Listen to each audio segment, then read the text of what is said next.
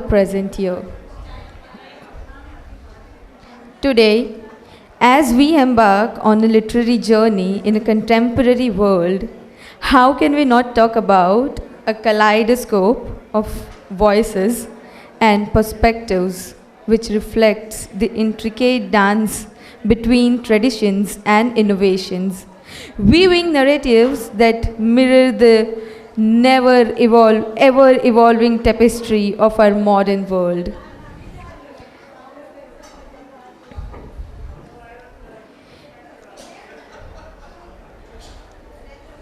Request the audience to please settle down so that we can begin with our next session. Thank you.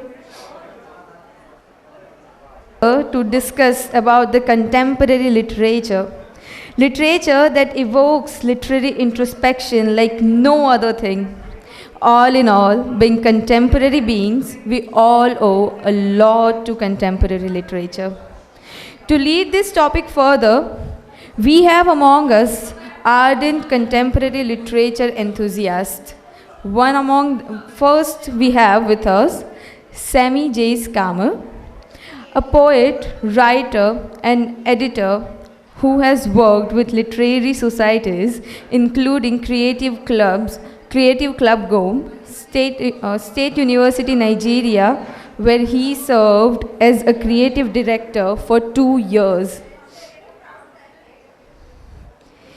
He has also worked with United States Mission in Nigeria, Ghost Poets Society, European Union Nigeria, and many more. Currently, being a student in India, he engages in several works and volunteers here in India. On this noble note, I invite Mr. Sammy Jace on the stage.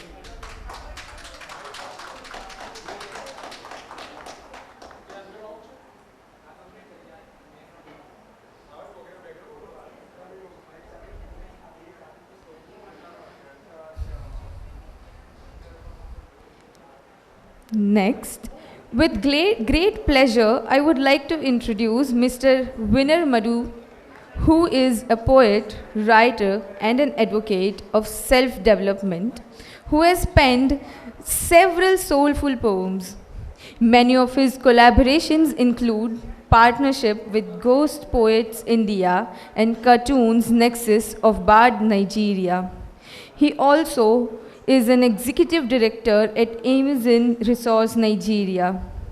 With this, I invite Mr. Madu on stage.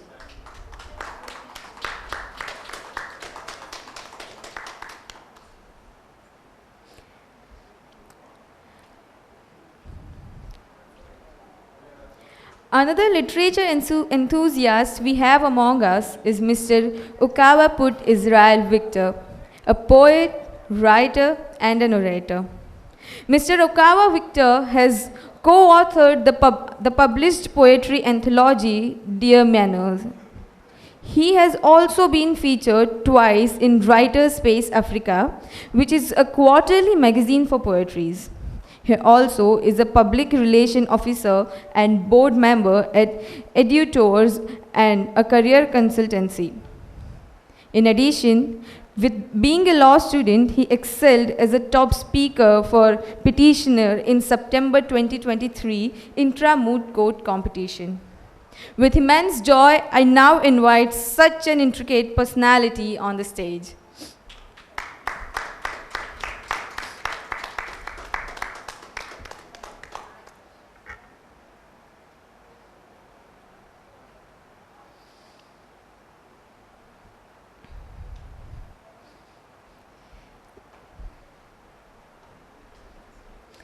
Let us now call Mr. Bakarr, who, as we already know, is an amazing poet, author, and a researcher.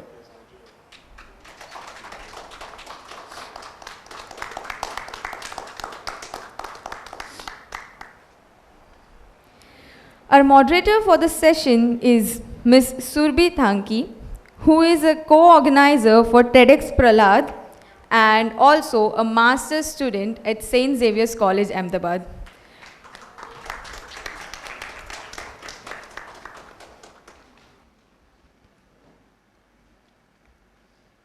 On this beautiful note, I would like to hand over the stage to Ms. Surbhi. Thank you. Am I audible? All right. So, as our lovely anchor Uma here mentioned, we'll be talking about literature. Literature.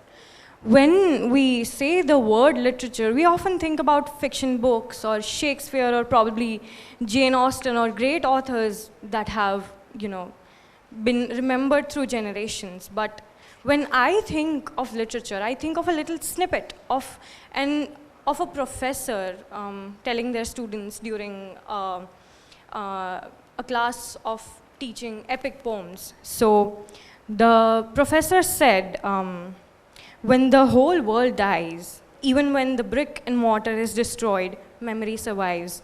And literature carries that memory.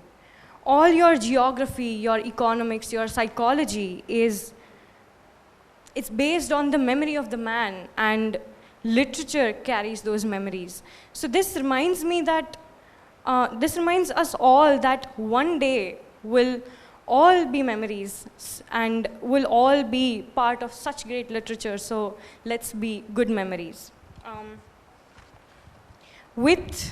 On this note, let's hear these magnificent panelists as they talk about literature, and let's appreciate their profound insights on the literature of the present day. My first question goes to Sammy. As a passionate advocate for human development and a strong believer in the power of literature, how do you see contemporary world literature playing a role in promoting sustainable development and fostering intercultural understanding? Thank you for that question. Good evening, everyone. And first, I appreciate all the audience for being here and your lovely self. When we talk about modern literature, people tend to misunderstand that, what it really means. And in typical terms, it basically means any form of literature that came after the 1940s. And we know through the golden age and the golden era, a lot of things happened with the advent of technology and all of that. So when you think about sustainable development and then the golden era, of course, they go hand in hand, because after then we had a lot of inventions, and those inventions directly impacted the literature world. Because before then we had hardcover books, prints, right? So a lot of ink was used, a lot of materials which were poisonous to the environment were used. So now we are in the age of where we have digital books. You literally, you have an idea of the author, you go online, you scan a QR code, and everything pops up.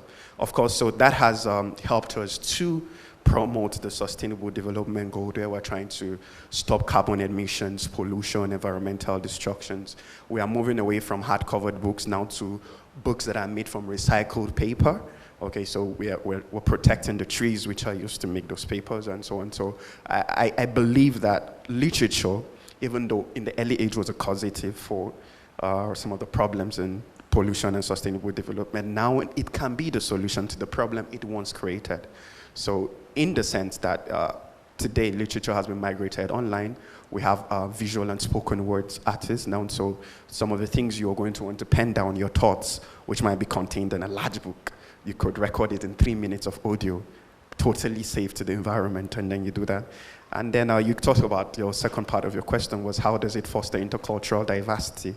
I mean, I'm seated here with you. That already tells you that it has bridged that divide. So when you think about literature bridging the divide, I was back in Nigeria reading about authors, Charles Dickens, Jane Austen, a lot of people, Rapikoa, and so on. So obviously, from miles and thousands of miles away, I could get these people's materials. I could read an insight into their thoughts, know about their backgrounds, know about their diversity.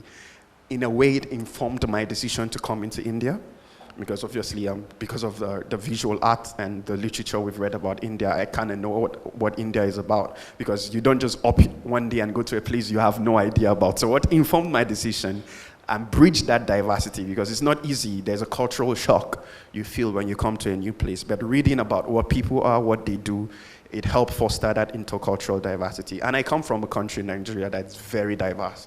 In my country, we have 500 languages. Okay, so even among us, I also speak languages we don't understand. So already, I'm learning to be more tolerating of people around me.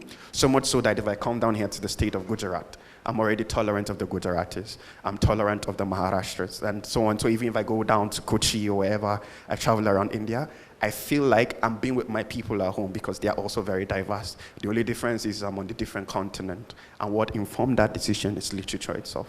Yeah, so thank you. That was very insightful, and I agree.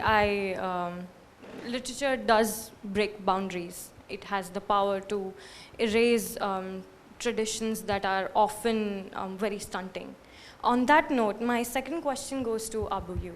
As a Pan-Africanist and a prolific writer with a legal background, how can literature be effectively harnessed to challenge harmful stereotypes, promote social and political change, and amplify the voices of marginalized communities? Thank you very much.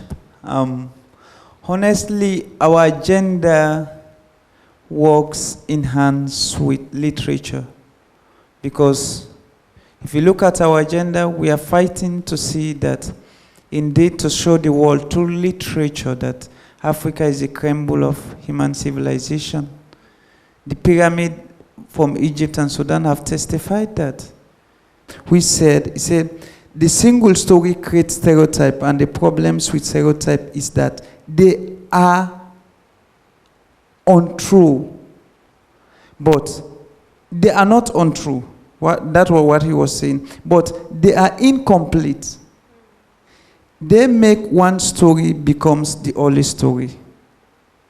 So the issue of stereotype in relation to that, the one story, we are only getting one side story from the West, and we ourselves as an Africans, we have not written our own stories because they were holding the pen. Yes, the only things that we do is to read. Now we are here with a sword to explain our own side of story. Then since the lion have not spoken, the hunter is always right. So in relations to that, we have many agendas. Those my books like The Political Justice brings about societal change. It exposes corruptions and also caution the establishment of power structures in democracy, monarchy, and autocracy. And it also recommends a new system of government. So in that, like, literature has a power to unleash unconsciousness and encourage questions that demand change. Thank you very much. It was, I agree. So I happen to have read Things Fall Apart by Juno Achebe, and yes, so definitely. My next question goes to Okwaput. With your, with your impressive literary and legal accomplishments, including co-authoring a poetry anthology, Dead Manners, how do you perceive the interaction of literature and law in shaping societal perspectives? Thank you so much, Thanki, and a very wonderful audience. It is very timely to understand the context of law and literature in shaping perspectives in the world. And for me, the key word there, like my colleagues have put it, is the narrative, perspective and perception. And so the intersection between literature and law is one that traces back to history from the beginning of time. If you look at the evolution of justice, you realize that we started with very indigenous forms of justice resolution and conflict approach, like retributive justice. I may take back to the context of the African continent. In Uganda, we so much looked at how storytelling affects justice as a concept, how empathy is influencing judges or those who are in positions of taking major decisions that affect justice. And so, in a manner of speech, literature should be looked at as the artist that puts life to the clay. And so, law is more like the clay, and the potter or the molder is literature. And so, to me, I expand the context of literature and the intersection with law as one that keeps on living. Literature immortalizes law. And so even when you look at the element of cultural clashes, you see that there are lots of judicial pronouncements apparently in the world that have been affected by narratives, by perceptions in terms of the writings of different authors. You just talked about Chinua Achebe. And if you look at particularly how conflict was resolved in Things Fall Apart, Things Fall Apart is a monumental piece of work that has affected how literature is perceived in Africa. And I want to give a very particular scenario when Okonkwo is banished by the Umofia people to go to his motherland in Baino, exactly. In Baino, yes. And so it tells me that people have the power to decide how they can be affected both by their laws, by their justice systems, and by the people who implement them. And so, to be more specific, you'll see that even after 7 years when Okonkwo returns to the land, he sees things changing. And so, literature and law keep changing each and every day, and they are interdisciplinary. And I believe that with time, it shall be very clear that even the nature in which you can look at how the evolution even of human constructs are coming up, like the LGBTQ community, you look at the woke culture, you see that literature is shaping how we perceive law and justice. And I think in a long run, we can only leave it to time and space. I agree. When you talk about Things Fall Apart, it was written in response to Heart of Darkness by Joseph Conrad, and we definitely see how Joseph Conrad happened to portray the African civilians as just shapes and figures. So Things Fall Apart definitely is a very powerful reclaiming of power. And just to add a little there, Africa comes not very different from India in terms of colonial legacy. And so you still cannot escape talking about the colonial impact on how we perceive justice in terms of how literature is portrayed. So the narratives that have been written about Africa, that's why you find that up to now, you still find if you go to the West, the way in which the justice system may view an African against the law can be different, But I think that is how literature operates. So narratives, perspectives, and perception play a very bigger role in terms of how the justice system reacts to people. Definitely. My next question goes to Winner. As an advocate for self-development and a passionate writer, how do you see poetry and literature as tools for personal growth and fostering a sense of identity and preserving and presenting diverse literary voices, especially voices that are normally suppressed? Thank you very much, Thanki. Good evening, ladies and gentlemen.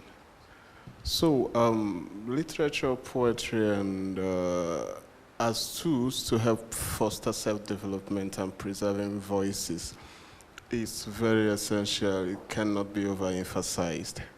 And that is because from time past, we've had people tell their stories, and in recent times, we read about them, people who are long gone and they are no more in the world, but we hear them speak again to us from the things they have written. So if everybody should become a writer, we can see that there will be some sort of preservation to the voice of people. Everybody will be alive, even if they are long gone, they will still be alive. We can hear their voices, although they don't speak audibly to us, but through the things they have written, we can hear their voices again. And then I feel it is most important that people learn to tell their stories, to put them up in documents. Literature in its simplest form is just a piece of information that is documented.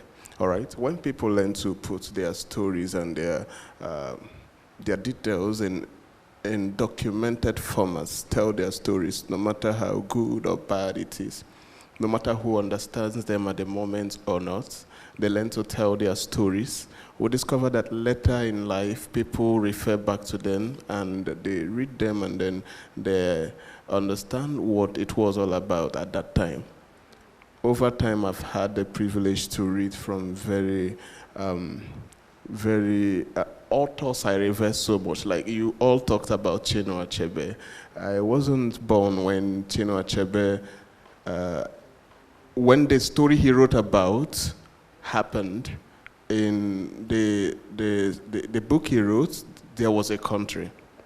He talked about the nation Biafra, which was a country that tried to break away from Nigeria. All right, so I wasn't born, but through that book, through the story he told, I'm able to relate to the experiences of the people that lived in that time. So poetry, whether it comes in poetry, whether it comes in literature, or written words, or whatever it is, it helps to preserve. It serves as a unique tool to preserve the voices of people, whether those who are being heard at the time or those who are being suppressed. Thank you very much. I agree. As I mentioned at the start of this session, literature carries memories, so definitely. What we see in literature and what I most am intrigued about when we talk about literature is narratives. So when we talk about post-colonial societies like Africa and India and a lot of Asian countries, we often see narratives of resilience echoing in literature over and over again, and through those stories, we are able to grasp what our past generations have suffered and how we can avoid that in the future. And moving towards that direction, my question again goes to Sammy. So as an individual again who draws inspiration from the resilience of the human spirit, how do you incorporate narratives of hope and transformation in your works? Thank you. Before I answer that question, let me revert to the previous question you asked me, because it just hit me when he was talking about justice and all that. And to show you the power of what literature is capable of doing, you know, it's not common knowledge. You see literature finding its way into issues of climate change and all that. We often, when people think about literature, the first thing that comes to their mind is love poems, right? That's all we know, you know. He's a love poet. That's all we know. But now it's evolving into something much bigger than ourselves. We have a book that was launched here that's teaching law in cartoon and in easy to illustrations, right? I think. The book that was launched recently. So if literature can go as far as doing that, you can imagine how powerful it is. And I would suggest for everyone here, if you go on Spotify, just Google, search rather, for an album called We Are Poets. Is by a Nigerian amazing poet called Asibi. She did a poem on that called Climate Justice. Yeah. So literature now has evolved. People are recording content that deal with sustainable development, climate change, and all of that. Things that we didn't know about maybe some 10 years ago. It was all about love and maybe activism that we all found about that. So that's to revert to my previous question. And then to come to your question now, and then how literature portrays the story of hope. If you read books like Jane Austen's Pride and Prejudice, you read Charles Dickens' Animal Farm, yeah? Oh no, George Orwell's Animal Farm. And you think about why the real portray, what those stories portray, it tells you that as coded as it was a true representation of what was happening. And then in the end of it, you see the light of hope does shine through. You read about books that were written from people who were oppressed, the voices that were not heard, and all of that. So you who is going through something similar, and you read through those things, you know, those histories, and you realize people like you go on. The power of humanity lies in the fact that we can connect and relate to each other. That's what makes us empathizers, right? We can empathize with each other. So the fact that we empathize with those stories, we learn from them, we learn the mistakes they made, we learn from what they did. It helps us overcome our own challenges. So that's where the resilience comes in. We might be losing hope, but the fact that I read from somebody maybe in Cambodia or somebody in Vietnam facing some similar issue, you understand, has gone through something like that, it gives me hope. You understand? And then myself, a personal anecdote here, how I found myself writing was because I was going through a hard time, and I just realized, the way we do journaling, I realized I was good at writing my problems out, okay? And by writing them, it helped me solve them, because I read them now not as someone who wrote them, but as someone who is seeing it from a different perspective. So it helped me overcome many of the challenges that I was facing at the time. So someone will pick up that poem, someone will pick up a quote. That's how we share quotes on our statuses, yeah? Because we read something someone else overcome. So literature is limitless. We humans ourselves are a product of literature, because right from birth we're taught to read and write. The story of creations in many religions, everything that is written is to show up that there is a better tomorrow, which is what we call sustainable development, something that will outlive all of us. So it's very important that, not to digress, but that we preserve what literature really is about, which is telling the stories of hope, telling the stories that people have gone through those things, they've overcome, people have gone through these things, this is where they failed, and this is where we cannot fail again. So of course we learn through those, we learn through the mistakes of our past heroes and martyrs, and then we make sure that we don't repeat the mistakes of the past, because if we do, the future will judge us for it. I agree. As a person also who finds solace in writing your feelings out, literature becomes sort of like a tool to channel your feelings in a way that a lot of other people can relate to it, because, well, all of us at the end of the day feel similar emotions. Abu, my next question goes to you. As reflected in your works, as you mentioned, geopolitics and political justice, forceful boundaries are inherently stunting. So how can literature effectively amplify the voices of resilience, particularly in post-conflict societies? Okay, reflect to what you are saying. I'm from ethnic groups, Yalunka, in the western part of Africa, who have fought many wars, jihad. And I raised up, my mother was a very good storyteller, and he tells me stories, and I was curious because I always wanted to be an author. But when I realized the stories my mother is telling me and my grandfather is telling me and relate to what I'm reading in school, there are discrepancies. And again, I was born in a regime in my country, like we have more than 20 natural resources, including precious gold and diamond.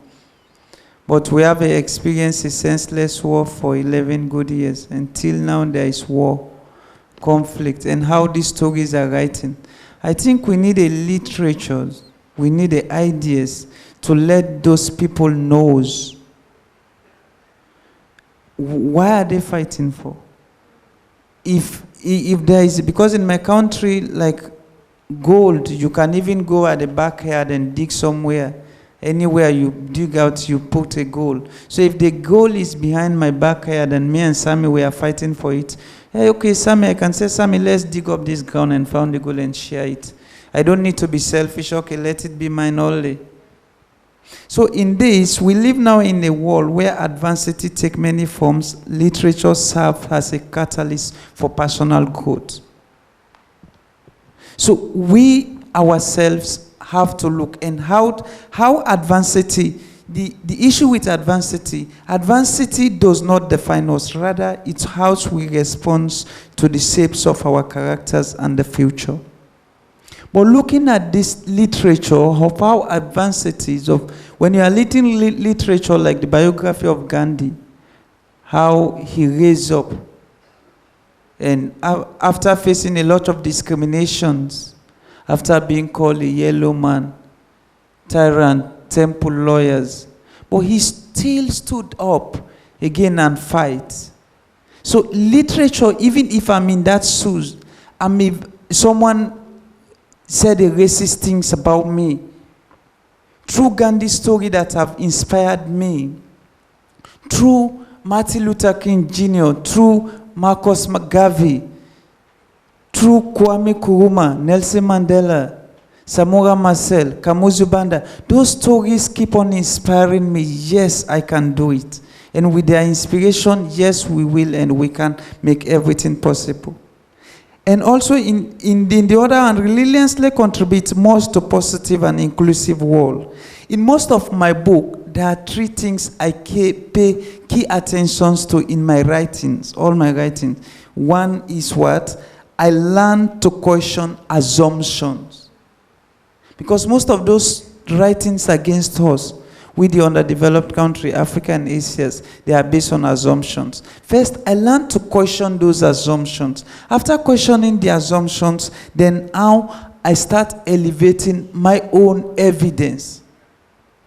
There is this of a mere fact that the wall of Benin from Nigeria is 4 times longer than the Great Wall of China, whilst the Wall of China is being called one of the wonders of the world. The Wall of Benin, who is 4 times longer than the Wall of China, is nowhere to be found in the history.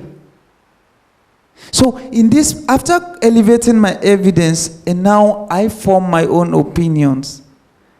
Because even again, India itself, India were able to retain their own Hindi as a religion through literature.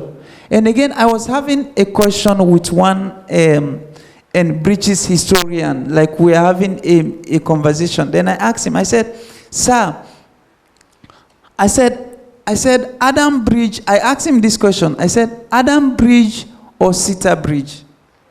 But others do not know what I was saying, but we as historians, we know.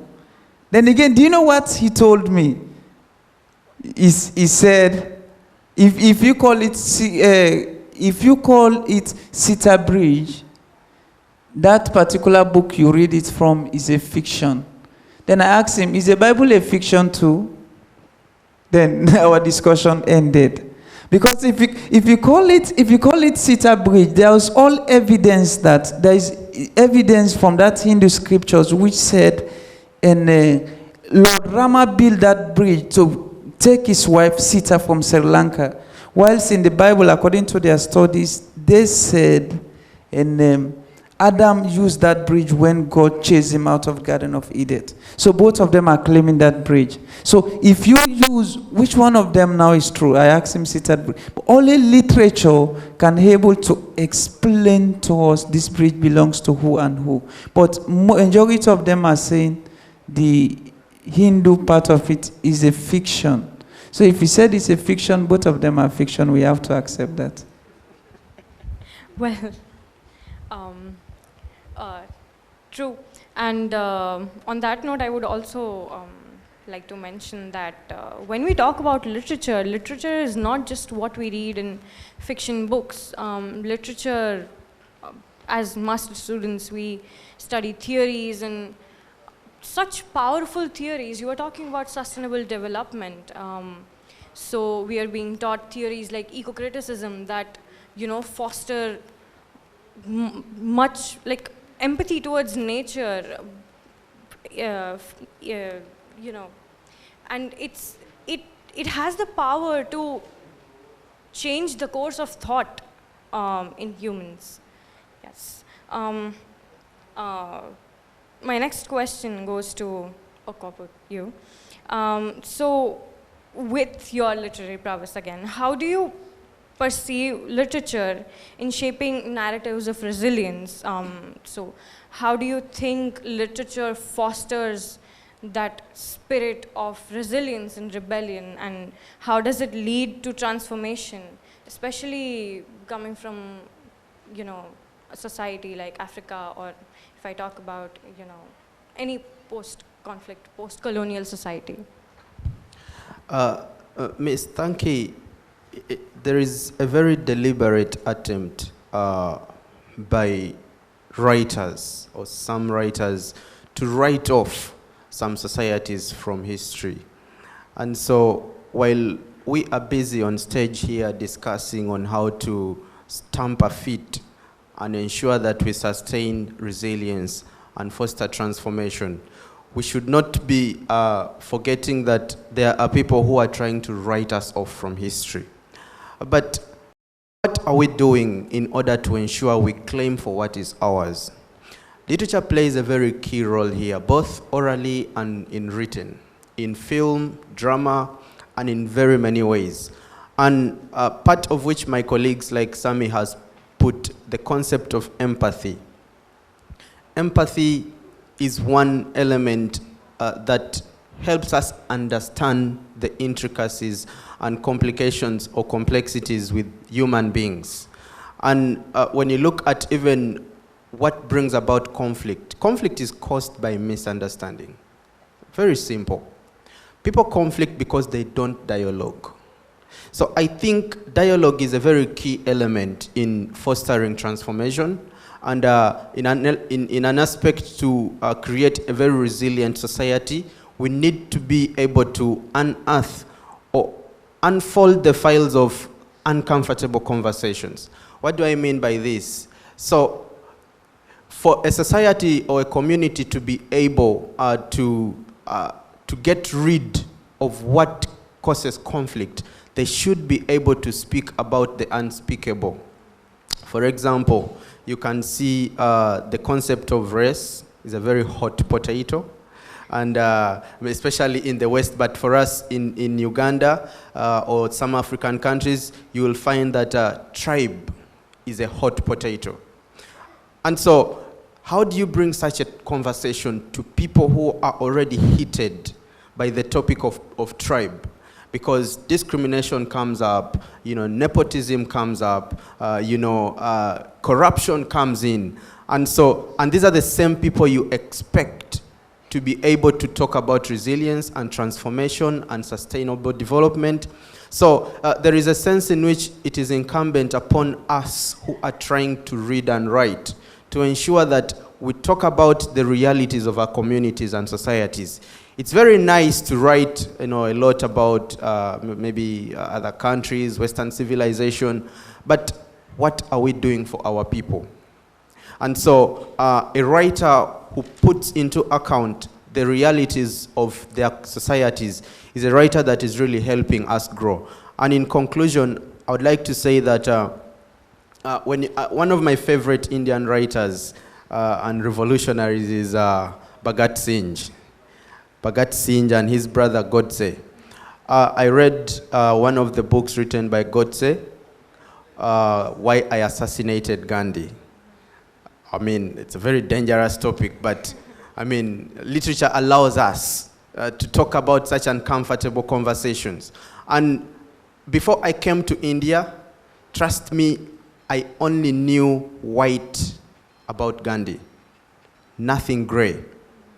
But the moment I stepped foot on land in India, I came to realize that the ability of India to harness and preserve her history has been put into literature. You go to the museums, there is a lot. If you go to the books that have been written, I was able to understand that actually, probably Mr. Gandhi was not a very good family man. I mean, he had issues probably that could be up to debate. And to me, as someone who I consider to be my idol, literature has made me to realize that we are all human. That there is a time where you may not be doing well on one aspect of life, but you're doing on the other aspect of life. And so accepting such uncomfortable realities is very important in fostering resilience and ensuring that a society grows along with its challenges. Definitely. This reminds me of a writer I read. It was a theory. A writer called Ames Zer. He was a France-African writer, and he talked about how, through literature, he talked about how the people in the West create a very systematic opinion about the countries of the third world and how it affects the people of the third world themselves, of how the racism, as you said, racism, oppression becomes internalized as to they start oppressing themselves without even knowing. And that leads me to my next question to you, Winner. So how can one leverage literature and the written word to amplify the voices of resilience and hope, particularly among the youth? Because more often than not, youth are constantly shaped according to the beliefs of the past, and as we talked about, stunting traditions. So how can we leverage literature to subvert that? Thank you very much. I had one of our distinguished speakers talk about the power of thoughts. All right? What literature does is that it exposes you to lots of informations. And what do you do with those informations? You put them into perspective with your thoughts. All right? It is limitless what we can do and achieve when we think far and think right. So it's not enough to teach people to read. It's also important to teach them to think. All right? When people think, they would now know how to put to work the things they have read about, how it affects them, and how to tune them into reality, how to properly tell their stories for those who do not know how to tell their stories, and how to properly harness their voices, how to properly wield the power of the pen. But there is no such thing without proper thinking. And that is why you see a lot of writers make mistakes, saying things they should not say, and facing the consequences. All right, but if people knew how to think properly and understood the power of proper thinking, they would use it as a tool with the help of literature to project themselves in the proper light. All right, thank you. Thank you so much, and I agree.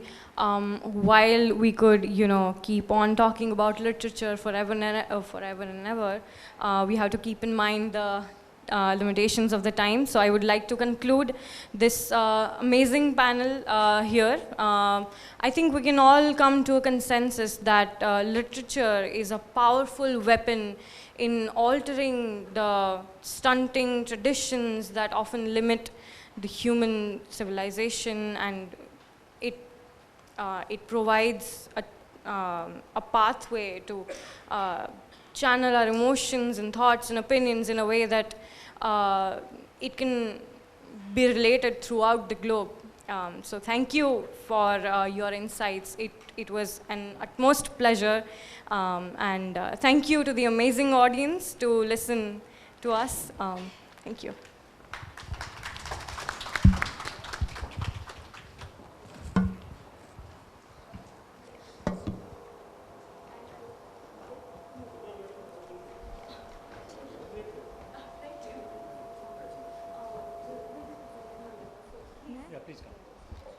Now I would like to request Mr. Umashankar Yadav sir to